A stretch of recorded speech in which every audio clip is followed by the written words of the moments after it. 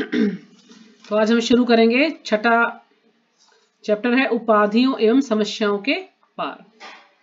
यानी जो ये हमारी जो उपाधियां हैं कि मैं ये अमेरिकी हूँ, मैं हिंदू हूँ, मैं मुसलमान हूँ, मैं ईसाई हूँ, या मैं इंजीनियर हूँ, मैं डॉक्टर हूँ। तो इस प्रकार से ये अलग अलग उपाधियां हैं और ये सारी उपाधियां हमारे शरीर के अनुसार हैं, है ना। जो भी हमारे रिश्तेदार आते हैं या जो भी हम उपाधियां हैं कि हम इस देश के नहीं उस देश के हैं, सब शरीर के कारण हैं। तो इन उपाधियों एवं समस्याओं के पार, तो इनसे अलग, इनसे दूर जो है, इसके बारे में आज चर्चा करेंगे। तो भगवान श्री चैतन्य महाप्रभु की कृपा से कृष्ण भावनामृत की प्राप्ति सहज रूप से हो जाती है। अब जब पहले जो ये भक्ति करना बड़ा मुश्किल था, है ना, लेकिन जो कृष्ण भावनामृत जो चैतन्य महाप्रभु है, उनकी कृपा से चैतन्य महाप्रभु ने इसको इतना आसान बना दिया है कि सब लोग इसको कर सकते हैं। पहले बहुत कम लोग भक्ति करते, लेकिन चैतन्य महाप्रभु ने क्या कहा है कि ये जो कृष्ण नाम है इसको कोई भी ले सकता है, चाहे वो किसी भी जाति से, धर्म से, कोई भी व्यक्ति हो, बूढ़ा जवान स्त्री पुरुष कोई भी हो, तो वो इस नाम को ले सकता है। तो इसलिए चैतन्य महाप्रभु ने इसको बड़ा आसान बना दिया है भक्ति को। तो पहले बहुत कम लोग भक्ति करते थे, जो कर सकते थे वही करते थे अच्छे से। ये कहते नहीं ये कार्य नहीं करना, वो नहीं करना। अब यज्ञ करना भी सबके लिए मुश्किल है, ध्यान लगाना भी सबके लिए मुश्किल है ना, अर्चा विग्रह की सेवा करना भी मुश्किल है। लेकिन ये हरिनाम जो है सब लोग ले सकते हैं। इसको हम सुबह शाम दोपहर नहा के या बिना नहाए कोई भी समय, किसी भी समय में इसको जप सकते हैं। तो उन्होंने हमारे लिए इसको बहुत ज्यादा इजी बना दिया, आसान बना दिया है। लेकिन भगवान चैतन्य महाप्रभु तथा उनकी शिष्य परंपरा का अनुग्रह जिनको मिल पाता है, ऐसे भाग्यशाली मनुष्य बहुत कम होते हैं।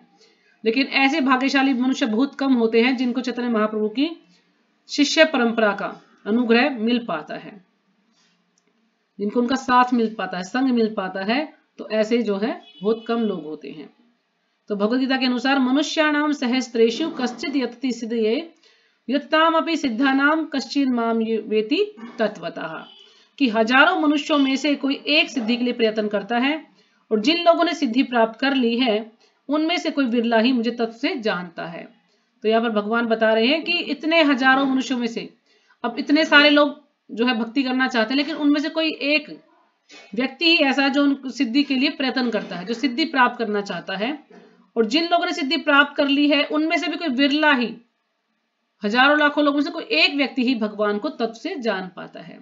तत्व से जान पाना यानी भगवान को अच्छी तरह से, पूरी तरह से भगवान को जान पाना कि भगवान ही परम भगवान है, वही परम पुरुषोत्तम भगवान है।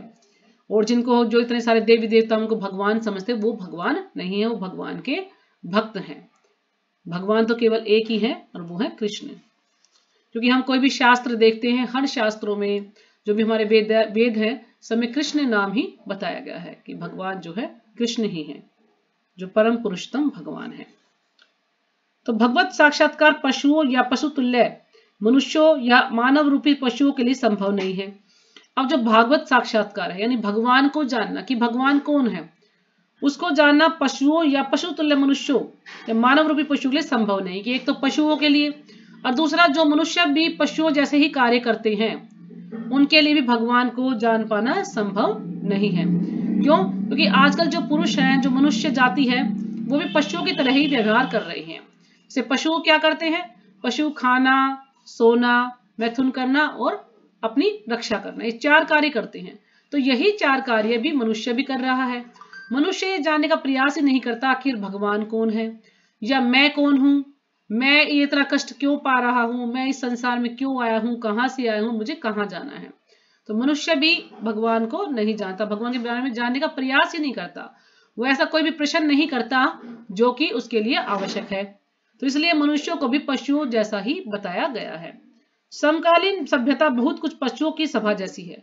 अब जो आजकल की जो सभ्यता है वो पशुओं जैसी ही है, क्योंकि जैसा पहले बताया जा चुका है, ये पाश्विक प्रवृत्ति के आधार पर संचालित होती है। तो ये जो सभ्यता है पाश्विक प्रवृत्तियों के आधार पर, जो क्योंकि आजकल सब पशुओं जैसे ही कार्य सब कर रहे हैं, तो उसी पर यह संचालित है। पक्षी तथा पशु भोर होते ही जग जाते हैं और भोजन तथा मैथुन की खोज में व्यस्त हो जाते हैं। तो आपने सुबह सुबह जो जल्दी उठते हैं तो उन्होंने देखा होगा ना कि सुबह सुबह कितने सारे पक्षी आते हैं, चिड़िया, कोए, कबूतर, कितने सारे चै चै चै चै करते रहते हैं, और सब क्या करते हैं, वो भोजन की तलाश में उधर उधर भागते हैं कि हमारा भोजन कहाँ है, हमारा भोजन कहाँ है। इस प्रकार से वो जो है उड़ते हैं और अपना भोजन ढूंढने का प्रयास करते हैं।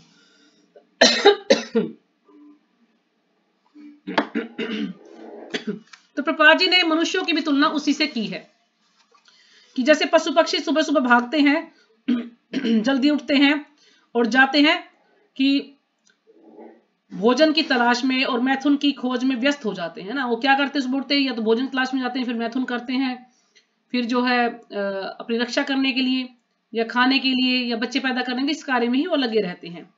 तो एवं अपने अपनी आत्मरक्षा के लिए प्रयत्नशील रहते हैं और अपनी अपनी रक्षा करने के लिए भी वो प्रयास करते रहते हैं, प्रयत्नशील रहते हैं। रात्रि में वे आश्रय खोजते हैं और भोर होते ही पुनः बीज तथा फल की खोज में वृक्षों की ओर उड़ जाते हैं। और रात्रि में क्या करते हैं, वो आश्रय खोजते हैं कि हमें कहाँ पर सोना है, और भोर होते ही पुनः बीज तथा फल की खोज में वृक्षों पर उड़ जाते हैं। और जैसे ही सुबह होती है, दिन निकलता है, फिर से वो बीज और फल की खोज में अपना जो है उड़ने लग जाते हैं। तो इसी प्रकार न्यूयॉर्क में लोगों के बड़े बड़े समूह एक द्वीप से दूसरे द्वीप की यात्रा जल नौकाओं से करते हैं। तो इसकी तुलना मनुष्य से की गई कि मनुष्य क्या करते हैं, अब जो यहाँ पर न्यूयॉर्क देश है वहां पर लोग काफी दूर दूर हैं, उनकी जो जॉब वगैरह करते हैं वो, तो एक द्वीप से वो दूसरे द्वीप की यात्रा जल नौकाओं से करते हैं या किसी स्थानीय कोई भूमिगत रेलगाड़ी है उससे करते हैं, की प्रतीक्षा करते रहते हैं, जिससे आजीविका के लिए खोज के लिए वे अपने अपने कार्यालय जा सके। तो इन चीजों की खोज करते हैं जिस प्रकार से वो अपने जहां पे नौकरी करते हैं उस समय से जा सके। जैसे आप सबने देखा होगा सुबह सुबह जब हम कभी सुबह सुबह हमें यात्रा करने का मौका जाते हैं तो देखते हैं ना बस स्टॉप पे कितने सारे लोग खड़े होते हैं। सबको अपने अपने ऑफिसों में जाना होता है, किसी को स्कूल जाना होता है, किसी कॉलेज जाना होता है, सब खड़े होते हैं बस की इंतजार करते हैं कि हमें बस आएगी तो हम उस बस में बैठ करके वहां पर जाएंगे। तो ऐसे ही पशु पक्षी भी सुबह उठ के अपने भोजन की तलाश में निकल जाती हैं। तो मनुष्य भी क्या कार्य करें, मनुष्य भी अपने भोजन की तलाश के लिए निकलते हैं, अपनी जॉब करने के लिए निकलते हैं। क्योंकि नौकरी करेंगे तो उससे क्या मिलेगा, धन मिलेगा, और धन से क्या होगा कि हमारी इच्छाएं पूर्ति होगी, जो भी हमारी इच्छाएं वो सब उससे पूरा होगा। जैसे भोजन की इच्छा है या कोई और हमारी जो है इच्छाएं हैं, घर गृहस्थी की कोई इच्छा है, सब कुछ हम उस धन से पूरा कर सकते हैं। तो तो ये पशु जीवन की तुलना में किस तरह से प्रगति है। तो ये जो हम सुबह सुबह उठकर भागते हैं तो पशु जीवन की तुलना में कैसे प्रगति है, ये हम भी ऐसे ही करते हैं जैसे पशु करते हैं। तो हमारे में और पशुओं में क्या फर्क है, कोई फर्क नहीं है। यद्यपि जल नौका तथा स्थानीय रेलगाड़ियां सदैव भीड़ से भरी रहती हैं और अनेक लोगों की जीविका के लिए 40-50 मील आना जाना पड़ता है। यानी इतनी भीड़ रहती है उन रेलगाड़ियों में कि लोगों को काफी भीड़ में जो है सफर करना पड़ता है।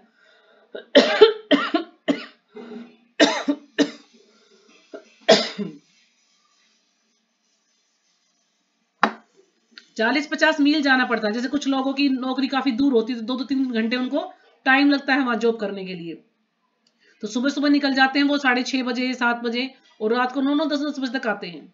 इतनी दूर जो है उनकी नौकरी होती है तो जाना पड़ता है उन लोगों को। किंतु पक्षी भी एक वृक्ष से उड़कर दूसरे वृक्ष की पर जाने के लिए स्वतंत्र रहते हैं। अब लोगों को तो इतनी भीड़ भाड़ में सफर करना पड़ता है, इतनी दूर कई घंटे जो है बसों में बैठ के या रेलगाड़ी में बैठकर जाना पड़ता है। लेकिन जो पक्षी हैं उनसे तो पक्षी अच्छे हैं। पक्षियों को क्या करना पड़ता है, पक्षी एक वृक्ष से उड़कर दूसरे वृक्ष पर जाने के लिए स्वतंत्र रहते हैं। यानी वो एक पेड़ पर बैठे, फिर दूसरे पे बैठ गए, फिर तीसरे पे बैठ गए, तो उन्हें ज्यादा भीड़ भाड़ में नहीं जाना पड़ता, फटाफट से एक पेड़ से दूसरे पेड़ पर चले जाते हैं। तो जो पक्षी हैं वो हमसे ज्यादा अच्छे हैं इस कार्य में। तो वास्तविक सभ्यता मनुष्य की पार्श्विक आवश्यकताओं को पूर्ण करने से संबंधित नहीं है। अब जो वास्तविक सभ्यता है मनुष्य की पार्श्विक आवश्यकताओं को, जैसे जो पशु अपनी आवश्यकता पूरी करते हैं, पक्षी अपनी आवश्यकता पूरी करते हैं, तो उनकी तरह से वो पूर्ण करने से ही संबंधित नहीं है, अपितु वह परम पिता परमेश्वर के साथ अपने संबंध को समझने में समर्थ बनाती है। यदि मनुष्य जीवन मिला है तो ये नहीं कि बस हम इसी में जो है खाना सोना मैथुन करना और जो है रक्षा करना इसी में लगे रहे पक्षियों की तरह से। एक मनुष्य का एक कार्य और है, क्या है कि उसको पिता परमेश्वर, भगवान के परम पिता परमेश्वर जो भगवान है उनके साथ अपने संबंध को समझने के लिए भी समर्थ बनाती है, हमें इतना सशक्त बनाती है, इतना सफल बनाती है, या हमें इतना सामर्थ्य है हमारे अंदर, इतनी शक्ति की समझ है कि हम ये जान सके कि भगवान के साथ हमारा क्या संबंध है। मनुष्य ईश्वर के साथ अपने संबंध के बारे में किसी भी विधि से सीख सकता है।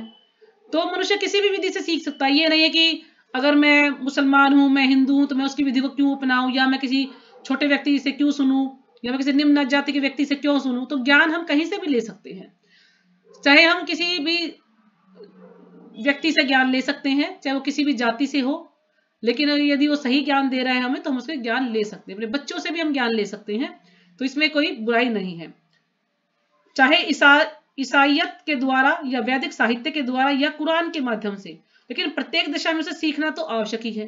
तो प्रभा जी यहाँ पर कह रहे हैं कि हम कुरान से या ईसाइयों से या वैदिक साहित्य से, कहीं से भी हम जो है इसको सीख सकते हैं, इस विधि को, कि भगवान के साथ हमारा क्या संबंध है। तो इसमें कोई बुराई नहीं है, प्रत्येक दिशा में हमने सीखना आवश्यक है, हमें सीखना जरूर चाहिए। कृष्ण भावनामृत आंदोलन का प्रयोजन ईसाइयों को हिंदू बनाना या हिंदुओं को ईसाई बनाना नहीं है। अब जो कृष्ण भावनामृत आंदोलन है, इसका कार्य ये नहीं कि जो ईसाई, इसका उद्देश्य, प्रयोजन यानी उद्देश्य ये नहीं है कि जो ईसाई है उनको हिंदू बनाए और हिंदुओं को ईसाई बनाए, ऐसा कुछ नहीं है। क्यों? क्योंकि ये जो जाति पाति है ये सब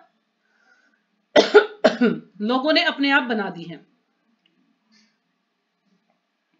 नहीं तो यही कि हम सब क्या है, हम सनातनी हैं, हम सब सभी जीव सनातनी हैं और एक ही धर्म है सबका, कि भगवान को जानना, भगवान की भक्ति करना। लेकिन ये तो जैसे जैसे समय में बदलाव, समय समय बदलता रहा है, उसी प्रकार से ये अलग अलग जातियां, ये संप्रदाय बन गए हैं।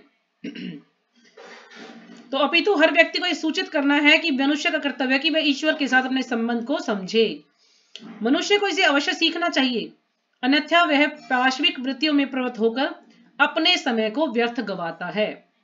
तो ब्राजी यहाँ पर कह रहे हैं कि प्रत्येक मनुष्य को इसको सीखना चाहिए, नहीं तो क्या है कि वो पाशविक वृत्तियों में, जो पशु जो कार्य करते हैं उसमें हम भी प्रवृत्त यानी उसमें लगकर, वृत्तियां वो कार्य या वो धर्म, उन कार्यों में हम भी लगकर अपने आप अपना जो समय है उसको व्यर्थ गवाते हैं। तो भागवतम में अध्याय स्कंद 1 और अध्याय 2 में 8वां श्लोक है, जो कि आज सुशीला माता जी तो आप थे ना क्लास में, तो आपने सुना होगा, निरीव्यर्थ है ना, निरीशरम वाला था ना उस श्लोक 8वां। तो उसमें वही था कि हम जो भी कार्य करते हैं, अगर हम भगवान से नहीं जुड़ते हैं, भगवान का नाम नहीं लेते हैं और सारे का, तो वो हमारा एक तरह से व्यर्थ ही श्रम हमने किया है, बेकार हमने मेहनत की है। यदि हम भगवान के बारे में नहीं जान पाते, भगवान से नहीं जुड़ पाते, तो हम चाहे कितना भी मेहनत हम करते हैं और कार्य के लिए, वो सब बेकार ही है, अपना जो है समय को बर्बाद करने वाली बात है। हमें कृष्ण या ईश्वर से प्रेम करने का प्रयत्न करना चाहिए। यदि किसी के पास कोई विधि है तो वह उसका अभ्यास करे, अन्यथा वह हमारे पास आकर इस विधि को सीख सकता है। तो प्रभा जी यहाँ पर यही समझा रहे हैं कि हमें जो भी किसी के पास कोई भी विधि, किसी के पास भी विधि है भगवान के बारे में जानने की, तो हमें इसको सीखना चाहिए, उसके लिए अभ्यास करना चाहिए, अन्यथा वह हमारे पास आकर इस विधि को सीख सकता है। तो प्रभा जी कह रहे नहीं तो फिर वो हमारे पास आकर इस विधि को सीख सकता है कि हम भगवान के साथ अपना संबंध कैसे बनाएं, किस प्रकार से भगवान की सेवा करें और किस प्रकार से हम अपने लक्ष्य को प्राप्त करें। तो ये हम उनको सिखा सकते हैं। उसे एक विधि का चुनाव करते हुए दूसरी विधि से ईर्ष्या नहीं करनी चाहिए। यदि वो एक विधि का चुनाव करता है, दूसरे से ईर्ष्या नहीं करनी चाहिए। मान लीजिए हम इस्कॉन है, इस्कॉन से जुड़े हैं, तो ये नहीं सोचे कि दूसरे लोग किसी और से, तो हम उनसे ईर्ष्या करें। ठीक है, उनको जहां मन करता है वो लोग वहां जुड़े हुए हैं, अगर वो वहां पर उनको सही ज्ञान मिल रहा है तो हमें एक दूसरे से किसी से भी ईर्ष्या नहीं करनी चाहिए। उसे एक विधि का चुनाव करते दूसरे विधि से ईर्ष्या नहीं करनी चाहिए। विषाद पयमृतम ग्राह्यम अमेध्यादपि कांचनम नीचादप्युत्तमम विद्याम स्त्री रत्नम दुष्कुलादपि। नीति दर्पण है कुछ कोई होगा ग्रंथ, उसका श्लोक है ये। चाणक्य पंडित कहते हैं कि जो अच्छा हो उसे किसी भी स्रोत से ग्रहण करना चाहिए। तो चाणक्य पंडित की टीका है कि अगर कुछ अच्छा है तो हम उसे किसी भी स्रोत से प्राप्त कर सकते हैं, किसी भी व्यक्ति से हम उसको सुन सकते हैं अगर वो अच्छा है, सही है। तो यदि एक गिलास में कुछ विष हो और कुछ अमृत भी हो, तो चाणक्य के अनुसार मनुष्य को चाहिए कि अमृत को निकाल ले और विष को उसी में रहने दे। तो एक गिलास के अंदर विष भी है और अमृत भी है, तो हमें क्या करना है, उस अमृत को निकाल लेना है और उस विष को छोड़ देना है। तो कहने का तात्पर्य क्या है कि हर व्यक्ति के अंदर या हर धर्म के अंदर कुछ ना कुछ अच्छे गुण भी होते हैं, कुछ बुरे गुण भी होते हैं। हर व्यक्ति में कुछ अच्छे गुण भी है, कुछ बुरे भी गुण भी हैं। तो हमें क्या करना कि जो उनके अच्छे गुण हैं उनको अपनाना है, उनको हमें ग्रहण करना है, लेकिन जो उनके बुरे गुण हैं उनको हमें छोड़ देना है। जिस प्रकार से विष के लिए कहा कि विष को छोड़ दे और अमृत को ग्रहण करें। इसी प्रकार यदि किसी को कूड़े में सोना पड़ा मिल जाए तो उसे उठा लेना चाहिए, है ना। यदि कूड़े के अंदर सोना पड़ा तो हमें सोने को उठा लेना चाहिए और कूड़े को छोड़ देना चाहिए, यानी हमें गंदगी को छोड़ देना चाहिए और जो अच्छी चीज है उसको हमें अपना लेना चाहिए। इसी प्रकार से यद्यपि वैदिक शिक्षा पद्धति के अनुसार ब्राह्मण जैसे बुद्धिमान व्यक्तियों से ही शिक्षा ग्रहण की जानी चाहिए, तो हमें शिक्षा पद्धति में ब्राह्मणों से ही शिक्षा ग्रहण की जानी चाहिए। लेकिन यदि कोई किसी और अन्य जाति का है लेकिन उसके गुण ब्राह्मणों जैसे हैं, उसे ब्राह्मणों जितना ज्ञान है या वो अच्छे से सही ज्ञान हमको देने के लिए उसके पास इतनी बुद्धि कि हमें सही ज्ञान दे सकता है, या उसके पास इतना ज्ञान है कि वो सही ज्ञान हमें दे सके, है ना, उसने शास्त्रों को पढ़ा हो, तो हम ऐसे व्यक्ति से ज्ञान ले सकते हैं। उसमें हम ये ना देखें कि वो इस जाति का है या उस जाति का है। अब जैसे इस्कॉन में है बहुत सारे लोग हैं अलग अलग जातियों से जुड़े हुए हैं, तो लेकिन सभी जो है भगवान के भक्त हैं, प्रभुपाद जी ने के शिष्य हैं, तो सभी जो है हमें ज्ञान दे रहे, तो हम किसी से भी ज्ञान ले सकते हैं। हम ये ना देखें उस समय कि नहीं ये तो इस जाति का, ये क्या बताएगा, नहीं, उन्होंने जो है इस ज्ञान को हासिल किया है, उन्होंने इसके लिए प्रयास किया है, तो हम उससे ज्ञान ले सकते हैं चाहे वो किसी भी जाति से हो। लेकिन यदि किसी निम्न जाति वाले ने सत्य सीखा है तो उसे शिक्षक के रूप में स्वीकार करके उससे विद्या ग्रहण कर लेनी चाहिए, है ना। जबकि चाहे निम्न जाति का है लेकिन उसने शिक्षक के रूप में अच्छे से उसने पढ़ाई की है, अच्छे से ज्ञान प्राप्त किया है, तो हम उससे ग्रहण कर सकते हैं, उस ज्ञान को सीख सकते हैं। हमें यह नहीं सोचना चाहिए कि वह निम्न जाति में उत्पन्न है अतः शिक्षक नहीं स्वीकार किया जा सकता। इसी प्रकार यदि कोई ईश्वर को सचमुच जानना चाहता है तो उसे यह नहीं सोचना चाहिए कि मैं ईसाई हूं, मैं हिंदू हूं या मैं मुसलमान हूं, है ना। यदि हम ईश्वर को जानना चाहते हैं तो हमें यह नहीं सोचना चाहिए कि मैं तो ईसाई हूं, मैं हिंदू हूं, मैं मुसलमान हूं, मैं सिख हूं, तो मैं कैसे इसको ग्रहण कर सकता हूं। नहीं, कोई भी भगवान को से अपना संबंध बना सकता है, भगवान के बारे में ज्ञान प्राप्त कर सकता है। यदि कोई सचमुच ईश प्रेम को समझना चाहता है तो उसे यह विचार करना चाहिए कि कौन सी विधि व्यवहारिक है। यदि कोई वास्तव में सचमुच में ईश प्रेम यानी भगवान के साथ प्रेम करना चाहता है, भगवान को समझना चाहता है, तो कौन सी विधि व्यवहारिक है, कौन सी विधि व्यवहार में लाने योग्य है, हम उस विधि से इस ज्ञान को प्राप्त कर सकते हैं। उसे यह नहीं सोचना चाहिए कि मैं क्यों हिंदू या वैदिक शास्त्रों का पालन करूं, कि मैं हिंदू या वैदिक शास्त्रों का पालन करूं। वैदिक शास्त्रों का पालन करने का उद्देश्य ईश्वर प्रेम विकसित करना है। यदि हम वैदिक शास्त्रों का पालन करते हैं, वैदिक ग्रंथों से अच्छे से ज्ञान लेते, तो एक तरह से क्या है कि हम ईश्वर प्रेम को विकसित कर रहे हैं, हम भगवान के बारे में जानना चाहते हैं, इसलिए हम वैदिक ग्रंथों को पढ़ना चाहते हैं। जब उच्च शिक्षा के लिए विद्यार्थी अमेरिका जाते हैं तो वे ये विचार मन में नहीं लाते कि अध्यापक अमेरिकी है, जर्मन है या किसी अन्य राष्ट्रीयता वाला है ना। कुछ लोग विदेश भी जाते हैं, कुछ बच्चे आजकल जैसे काफी चलन है कि ज्यादातर बच्चे सोचते हैं हम विदेश पढ़ने जाएंगे, वहां पर अच्छी जो है पढ़ाई है ना, तो लोग वहां पर पढ़ने के लिए जाते, तो वहां पर ये नहीं देखते ना कि अमेरिका है या ये जर्मन टीचर है, अमेरिकी टीचर है, ये हमें पढ़ाएगा, नहीं, उन्हें सिर्फ ज्ञान लेना होता है। वो सोचते कि नहीं हम विदेश जाकर सिर्फ पढ़ेंगे, हम ये नहीं देखेंगे कि वो अमेरिकी है, जर्मन है या वो कोई और किसी कंट्री से है, तो कुछ भी है, तो हमें उनसे ज्ञान लेना है। यदि वह उच्च शिक्षा ग्रहण करना चाहता है तो वह आता है और शिक्षा ग्रहण करता है। इसी प्रकार यदि ईश्वर को समझने तथा उन तक पहुंचने की कोई प्रभावशाली विधि है, जिस प्रकार की कृष्ण भावनामृत विधि है, तो मनुष्य को चाहिए कि उसे ग्रहण करे। यदि हमें ईश्वर के बारे में जानना चाहते हैं, ईश्वर के बारे को समझना चाहते हैं, उन तक पहुंचना चाहते हैं, तो हम जो प्रभावशाली विधि है, जो कि अच्छी विधि है, जो हम पर कुछ प्रभाव डाल सकती है, जिसका अच्छा प्रभाव हो, तो हम उस विधि से इसको सीख सकते हैं। जैसे कि कृष्ण भावनामृत विधि है, तो मनुष्य को चाहिए कि हम उसे ग्रहण करें। हम ये ना देखें कि ये लोग हमें क्या सिखाएंगे, नहीं, अगर ये अच्छी विधि है, हमें इसमें सही ज्ञान मिल रहा है, तो हम उसको ग्रहण कर सकते हैं। भक्ति की इस विधि को केवलया भक्त्या सभी लोग नहीं, अपितु जो बुद्धिमान या भाग्यशाली वे ही ग्रहण करते हैं, और उनकी एकमात्र अभिलाषा कृष्ण की सेवा करने की रहती है। भक्ति की इस विधि को केवला भक्त्या यानी विशुद्ध भक्ति, बिल्कुल शुद्ध भक्ति का जहां पर हमें ज्ञान मिलता है, उसको कहा जाता है केवला भक्त्या यानी शुद्ध भक्ति, बिल्कुल। तो सभी लोग नहीं जानते इसके बारे में, अपितु जो बुद्धिमान तथा भाग्यशाली वे ही ग्रहण करते हैं। जो लोग बुद्धिमान हैं और जो भाग्यशाली हैं, तो वही लोग इसको ग्रहण कर पाते हैं।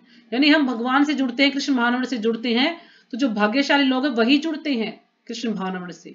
ऐसा नहीं कि कोई भी इससे जुड़ जाएगा, नहीं, जिसका भाग्य उदय है यानी भाग्य है उसका, उसने ऐसे पुण्य कार्य किए हैं कि वो भक्ति से जुड़ पाए, तो वही इसको ग्रहण कर सकता है। उनकी एकमात्र अभिलाषा कृष्ण की सेवा करने की रहती है, वो सिर्फ एक ही इच्छा है कि हम कृष्ण की सेवा करें।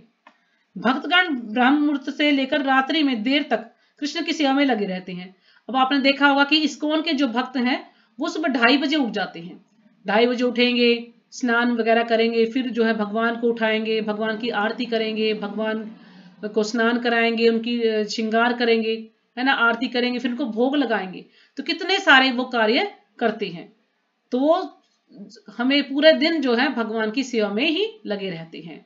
मंदिर की सफाई करना, भगवान के बारे में प्रचार करना, भगवान के लिए भोग बनाना, है ना, जो भी व्यक्ति मंदिर में आता है तो सबको प्रसाद देना, प्रसाद वितरण करना या बुक डिस्ट्रीब्यूशन करना, तो सारे वो जितने भी कार्य सुबह से शाम तक वो सारे भगवान के लिए ही कार्य करते हैं। तो यह केवला या शुद्ध भक्ति कहलाती है। तो ऐसी भक्ति जो है शुद्ध भक्ति है, जो हम सारे कार्य भगवान की इच्छा के लिए करते हैं, भगवान को प्रसन्न करने के लिए कम कार्य करते हैं। क्योंकि भक्तों के लिए अन्य कोई कार्य नहीं रहता, भक्तों के पास कोई कार्य ही नहीं है, अपना पर्सनल कोई कार्य नहीं, वो सिर्फ सारे कार्य भगवान के लिए ही करते हैं, जो भी कुछ करते हैं वहां पर। तो यह विधि सबके लिए संतुष्ट की जाती है, यह विधि सबके लिए, इसको जो है कहा गया कि सब लोग इस विधि को अपनाएं, और समस्त धार्मिक विधियों की सिद्धि है। तो जो ये विधि है ये समस्त धार्मिक विधियों की सिद्धि है। स वै पुंसाम परो धर्मो यतो भक्तिर अदोक्षजे, ये जो श्लोक है भागवतम का श्लोक है ये कोई। तो संस्कृत में परा तथा अपरा दो शब्द हैं। अब संस्कृत में दो शब्द हैं, एक परा और एक अपरा। जो धर्म के प्रति श्रेष्ठ है, दिव्य है, तथा निकृष्ट है, भौतिक है, विचारधारा का वर्णन करते हैं।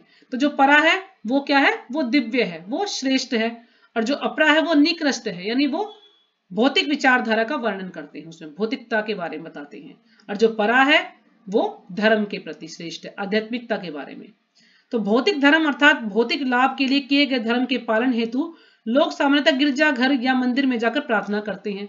अब आपने ईसाई धर्म में देखा होगा कि जो ईसाई हैं वो हर संडे मंदिर में जाते हैं, और मंदिर में जाते गिरजा घर में जाते हैं और वहां पर भगवान से प्रार्थना करते हैं कि उन्होंने जो भी पाप किए हैं उनके लिए वो क्षमा मांगते हैं कि हमने ये पाप किया है, और फिर एक प्रार्थना करते हैं कि हमें जो है रोटी दीजिए, कि हमें ये रोटी जो है हमेशा मिलती रहे, इसके लिए वो प्रार्थना करते हैं कि हमें आज की रोटी दीजिए।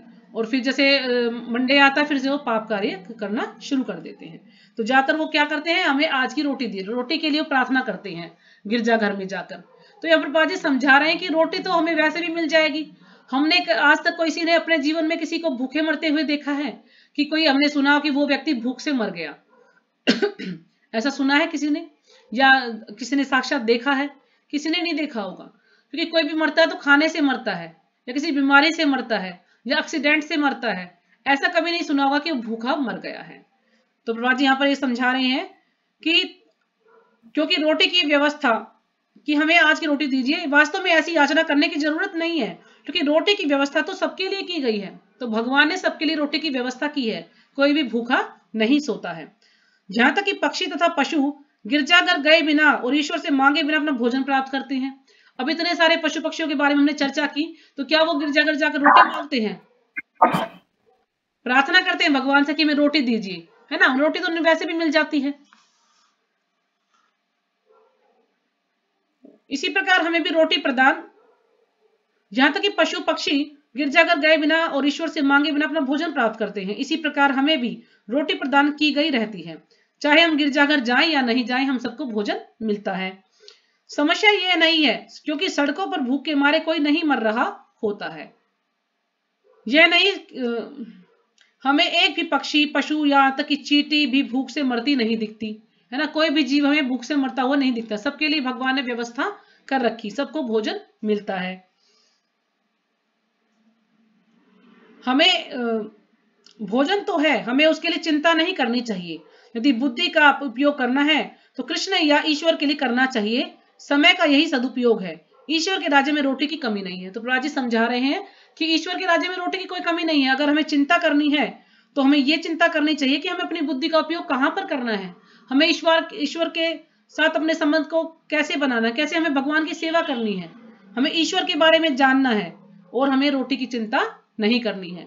तो अब भगवान ने सबके लिए व्यवस्था की है, किसी के लिए भोजन की कमी नहीं है। लेकिन कुछ देशों में, अभी मुझे नाम याद नहीं है, मैंने बस सचिव गुरु के लेक्चर से सुना था कि कुछ देशों में क्या है कि जो अगर उनके पास अनाज ज्यादा हो जाता है तो वो अनाज को पानी में बहा देते हैं, समुद्र में बहा देते हैं उस अनाज को।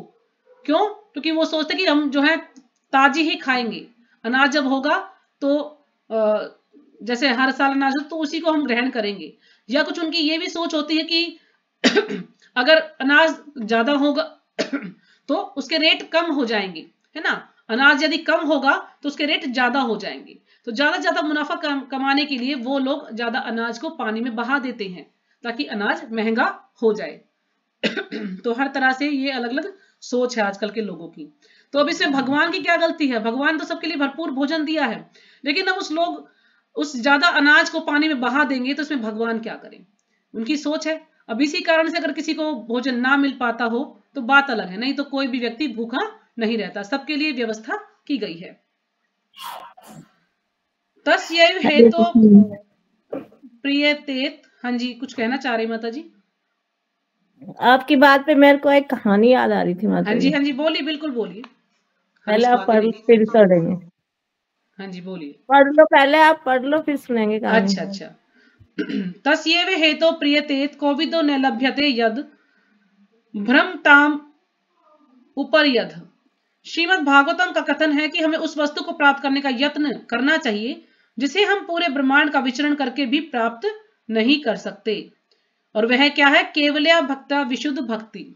यानी हमें ऐसी चीज को प्राप्त करने का प्रयास करना चाहिए जिसको हम पूरा ब्रह्मांड भी यदि हम घूम ले तो भी हम उसको प्राप्त नहीं कर सकते। और वो क्या है? केवल्या भक्तिया।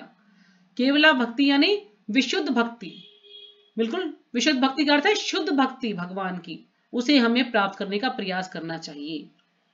भगवान की व्यवस्था से इस ग्रह में पर्याप्त अन्न, भूमि तथा अन्न पैदा करने की व्यवस्था आदि है, लेकिन हमने वस्तु की ऐसी व्यवस्था कर रखी है कि विश्व के एक भाग में लोग भूखों मर रहे हैं तो दूसरे भाग में अनाज समुद्र में फेंका जा रहा है। तो प्रभा जी यहाँ पर बता रहे हैं ना कि कुछ लोगों क्या है कि वहां पर एक भाग में लोग भूखे मर रहे हैं, लेकिन अब दूसरे भाग में अनाज को समुद्र में फेंका जा रहा है। तो इसमें भगवान क्या करे? उस अनाज को समुद्र में ना फेंके तो जो लोग भूखे मर रहे हैं उनको अनाज मिल जाए, है ना, उनको भोजन की व्यवस्था हो जाए। लेकिन लोग ऐसे हैं कि अपना भरा तो जगत का भरा, अपना भला होना चाहिए, दूसरा भूखा मरे तो मरे। इस कारण से अगर कोई भूखा रह जाए तो बात अलग है, नहीं तो भगवान किसी को भूखा नहीं रहने देते, सबके लिए व्यवस्था कर रखी है। वेदों का कथन है एको नाम बहुनाम यो विद्याति कामान। परम पुरुष अनेक जीवों को भोजन की पूर्ति कराते हैं, कि परम पुरुष अनेक जीवों को, जितने भी सबको भोजन की प्राप्ति कराते हैं। इस भौतिक संसार की कठिनाई यह है कि हम अपनी आवश्यकता से अधिक लेते हैं और इस तरह हम अपने लिए नई समस्याएं उत्पन्न कर लेते हैं। लेकिन इंसान की एक कमी क्या है कि हम आवश्यकता से अधिक उसको लेते हैं और इस तरह हम अपने लिए नई समस्या उत्पन्न कर, ज्यादा से ज्यादा हम उसको जोड़ने की कोशिश करते हैं कि ज्यादा से ज्यादा हम उसको लेने की कोशिश करते हैं, तो हम क्या है, फिर हम कुछ ना कुछ हमारे जीवन में समस्याएं उत्पन्न हो जाती हैं। समस्याएं ऐसे मनुष्यों द्वारा उत्पन्न की जाती हैं जिनका मार्गदर्शन तथाकथित राजनीतिज्ञ करते हैं। तो जब समस्याएं कब उत्पन्न होती हैं? जब कुछ जो जाने माने जो आजकल के राजनीतिज्ञ हैं जो अपना ही भला चाहते हैं, तो ऐसे लोगों के मार्गदर्शन में हम जो है ये समस्या हमारे जीवन में आती है। प्रकृति या ईश्वर की विधि से हर वस्तु पूर्ण है। प्रकृति या ईश्वर की शक्ति से सब कुछ पूर्ण है, क्योंकि भगवान ने सबके लिए, जितने भी जीवों को यहाँ भेजा है, सबके लिए भोजन की व्यवस्था करके भेजा है। लेकिन जो आजकल के राजनीतिज्ञ हैं वो अपना भला सोचते हैं, या कुछ व्यापारी हैं वो सोचेंगे नहीं इसके रेट बढ़ेंगे तो हमें ज्यादा मुनाफा होगा, इस प्रकार से वो अनाज को समुद्र में फेंक देते हैं। या कुछ ऐसा करते हैं कि कम से कम जो है, मतलब जो भी वस्तुएं हैं उनके रेट बढ़े, मतलब वो कर्म ऐसे करते हैं कि कई बार उपज कम होती है बारिश होने के कारण या किसी और कारण से, और फिर जो है उस चीज की कमी होती है तो फिर रेट ज्यादा बढ़ जाते हैं। तो इस प्रकार से प्रभा जी यहाँ पर समझा रहे हैं कि जो समस्याएं होती हैं ऐसे मनुष्यों के द्वारा उत्पन्न की जाती हैं जिनका मार्गदर्शन तथाकथित राजनीतिज्ञ करते हैं, है ना। जो आजकल के जो राजनेता हैं जो एक दूसरे को नीचा दिखाने के लिए ऐसा कार्य करते हैं कि मैं उससे ज्यादा श्रेष्ठ कहलाऊं, दूसरे को नीचा दिखाने के लिए, वो कुछ भी करने के लिए, जैसे अब आजकल इलेक्शन है तो वो अपने जीतने के लिए वो कोई भी किसी भी हद तक जा सकते हैं कि मुझे ही वोट मिले, मैं ही नेता बनूं, है ना। उसके लिए वो लोगों को अलग अलग जो है कुछ ना कुछ ऐसा करते हैं कि उनको लालच देते हैं कि हम आपको, जैसे आजकल चल रहा है, हम आपको 2500 रुपए देंगे हर महीने, है ना, या हम आपको जैसे एड में दिखाते हैं कि हम जो गर्भवती उनको 21,000 रुपए मिलेंगे, या इलाज के लिए पैसे मिलेंगे, या उनको गैस फ्री मिल जाएगी, या उनको कुछ ना कुछ और मिल जाएगा। इस प्रकार से वो प्रलोभन देते रहते हैं ताकि लोग हमें ज्यादा से ज्यादा वोट दें। तो इस कारण से कुछ लोग उनके चंगुल में फंस भी जाते हैं। सब लोग चाहते चलो भैया कुछ फ्री का मिल रहा है तो क्यों छोड़ा जाए उसे, है ना। और फिर इस तरह से कई बार गलत नेता का चुनाव भी हो जाता है, और जब गलत नेता होगा तो प्रजा का क्या भला करेगा, तो कुछ भी भला नहीं करेगा। तो इस प्रकार से कुछ ना कुछ हमारे जीवन में समस्याएं उत्पन्न होती रहती हैं। तो प्रकृति या ईश्वर की विधि से हर वस्तु पूर्ण है, श्री ईशोपनिषद के मतानुसार। तो इसको हम जो है कल ले लेंगे श्लोक को, ठीक है। तो माता जी आप हमें कहानी सुना रही थी, आप सुना सकती हैं, क्योंकि हमारे पास अभी 7 मिनट है, तो हम 9 बजे क्लास को जो है यहीं पे विराम कर देंगे, तो आप कहानी सुनाइएगा। तो ये श्लोक काफी लंबा है तो हो नहीं पाएगा, इसको हम कर लेंगे। माता जी एक है ना, वो था क्या नाम है उसका, वैद। हाँ जी। वो कृष्ण का भक्त था। हाँ जी। तो वो जब घर से निकलता था, दुकान पे जाता था, तो उसकी औरत है ना लिख के दे देती थी कि आज मेरे को ये सामान चाहिए। वो इतना ही काम करता था कि उसकी भी मतलब गृहस्थी चल जाए। अब उसकी दुकान पे जितनी जल्दी वो आ जाते थे उतनी जल्दी वो काम पूरा हो जाता था। जितना पैसा का खर्चा होता था वो फिर दुकान को बंद कर देता था। तो एक दिन उसकी औरत ने लिखा कि गृहस्थी का सामान के पैसे, मतलब ये सामान लेके आ जाना, और बेटी का दहेज का सामान के पैसे, मतलब वो फिर उसने देखा वहां जाके, तो उसने देख के और उसकी आंखें फटी की फटी रह गई, भाई ये दहेज का सामान कहाँ से आएगा। तो उसने जो उसकी औरत ने लिखा कि चावल ले आना, चुन्नी ले आना, जो भी सामग्री होती है घर की रोजाना की, ये लेके आ जाना। और जो बेटी का दहेज का सामान था उसके लिए बोला इसको ये तो कुछ नहीं जानी, ये मेरे हवाले नहीं है। तो उसने छोड़ दिया उसको, और बाकी सामान के पैसे आ गए उसके पास। तो जैसे ही दुकान बंद करने वाला था तो वहां एक बहुत बड़ा वो आ गया, उसका ग्राहक आ गया। तो उसके पास आया तो उसने बोला कि ये ना आओ भाई, उसकी हाथ नाड़ी दिखाओ। बोल नहीं, हमारे को इलाज नहीं कराना। तो बोलो क्या काम है। तो बोला कि मैं आपसे बहुत पहले आया था जब मिला था, उस टाइम मेरे बच्चे नहीं हुए थे, और आपने मेरे को बच्चे होने का मंत्र बताया था कि आप ये दवाई ले लेना और हरे कृष्णा का मंत्र जपना। तो मैंने वो करा तो मेरे को 2-3 बच्चे हो गए, अच्छे बड़े बड़े हो गए। अभी मैं अपनी बहन की लड़की की शादी में आया था, तो उसकी लड़की एक्सीडेंट में खत्म हो गई। अच्छा। तो अब मेरे पास इतना सारा सामान है, उसे के साथ की तेरी लड़की भी थी, तो मैंने सोचा वो लड़की ना तुम्हारी लड़की शादी के लायक होगी और उसकी शादी कर दूंगा, और ये दहेज का सामान आप ले लो। तो जो उसकी औरत ने लेटर लिखा था वो उसके हाथ में थमा दिया उसने, देखो कृष्ण ने कैसी लीला करी है, और खुद आपको भेज दिया मेरे पास। अब जो तुम्हारी भांजी गई उसका मुझे अफसोस है, बाकी मेरा ऐसा कोई इरादा नहीं है। तो बोला नहीं, आप ले लोगे और आप अभी शादी करोगे तो हम शामिल हो जाएंगे, नहीं तो आप फिर हमारे को बता देना, हम आपके पैसे भेज देंगे। तो भगवान तो सबकी, ऊपर वालों की सबकी इच्छाएं पूरी करता ही है, चाहे कैसे ही करो। हाँ जी बिल्कुल। यही कहानी बता रहे थे आज आप सारी, तो मैंने कहा इस कहानी के ऊपर मुझे नहीं कहानी अच्छी है माता जी, बहुत अच्छी है, शिक्षादायक कहानी है कि इसमें हम कुछ ना कुछ शिक्षा ग्रहण कर सकते हैं। हाँ, जैसे हम लोग रात दिन मेहनत करते हैं ना। हाँ जी बोलिए। इतना पैसा लेता था जितनी उसकी दिनचर्या चलती थी। उसके बाद वो दुकान को बंद कर देता था अपने को। चाहे उसके 9 बजे ही सारा हो जाए, चाहे 12 बजे हो जाए, चाहे 11 बजे हो जाए, फिर वो दुकान को बंद करता। ऐसी ये कहानी मैंने सुनी थी तो मेरे को बहुत सही लगी थी। मैंने कहा सांत्वना वाली कहानी है ये। हाँ बिल्कुल। तो सभी लोग अगर ऐसे सोचने लग जाएं तो फिर उन्हें समय भी मिल जाए ना भगवान के लिए। अब आजकल रात दिन आपने देखा कि मतलब आजकल की नौकरियां ऐसी, क्योंकि लोग रात दिन काम करते हैं ना, कितनी मेहनत करते हैं, उनके पास ना खाने का समय, ना सोने का समय है, ना भगवान के लिए समय है, वो सिर्फ अपनी जरूरतों को पूरा करने के लिए। और ये इतना जो मेहनत है वो किस लिए कर रहे हैं? ज्यादा से ज्यादा भोग करने के लिए बस। आजकल के मतलब लोग ऐसे हैं कि अब मान लीजिए हम कहीं जा रहे हैं तो हम वहां मतलब होटल में रुके तो कितने हजार रुपए हमारे लग जाते हैं एक दिन के रुकने के होटल में ना। और किस लिए हम दे रहे हैं? बस एक रात हम ढंग से सो जाएं भाई। इसके लिए चाहे हम 10,000, 20,000, 5,000, हम जितना हम उसको दे सकते हैं। लेकिन यदि हम रिक्शा वाले को दे रहे हैं ना माता जी, हाँ जी, अगर रिक्शा वाले को हम देना तो 20 रुपए के लिए झगड़ा करेंगे मुझसे है ना। मैं भी मतलब कोई लेक्चर सुन रही थी तो उसमें यही बता रहे थे कि हम इतने पैसे उसको दे देंगे, भाई हमें सोना है, आज अच्छे से खाना खाना है तो हम हमें सो देंगे। क्या करना है हमें? सिर्फ खाना खाना अच्छा सा और अच्छे से हमें नींद आ जाए, इसके लिए हम होटल में जाते हैं, इतने सारे पैसे खर्च करते हैं, कई कई हजार रुपए खर्च कर देते हैं। लेकिन यदि रिक्शा वाला हमसे 20 रुपए फालतू मांगता है तो हम उसके लिए झगड़ा करते हैं कि नहीं नहीं भाई 20, तुम 40 गलत मांग रहे हो, 20 में काम चलाओ।